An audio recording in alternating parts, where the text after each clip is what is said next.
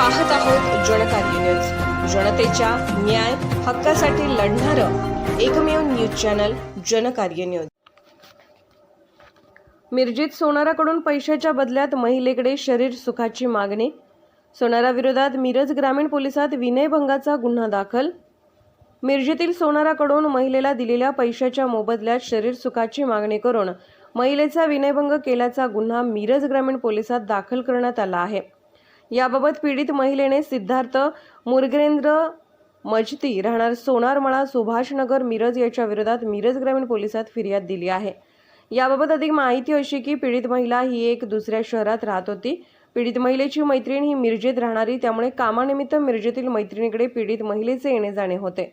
तर त्या काळातच पीडित महिलेचा मुलगा आजारी असल्याने त्याच्या ऑपरेशनसाठी रक्कम लागणार होती। तर पीडित महिलेच्या दुसऱ्या मैत्रिणीशी ही ओळख झाली होती।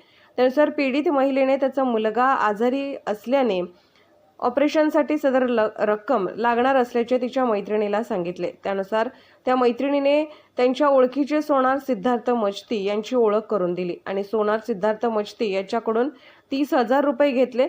सदर पैशाची जुळणा झाल्यावर पीडित महिलेने ते परत देण्यासाठी फोन केला असता संशयित सोनार सिद्धार्थ मजती यांनी पीडित महिलेला सोनारमळा सुभाषनगर येथे त्यांच्या घरी बोलवले।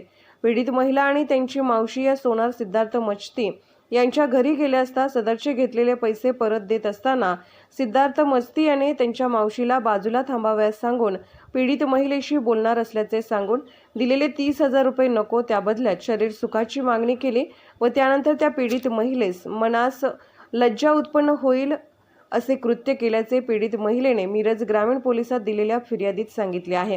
याबाबत सोनार सिद्धार्थ मजती याच्या विरोधात मिरज ग्रामीण पोलिसात विनयभंगाचा गुन्हा दाखल करण्यात आला असून याबाबतचा पुढील तपास मिरज ग्रामीण पोलीस करत आहेत।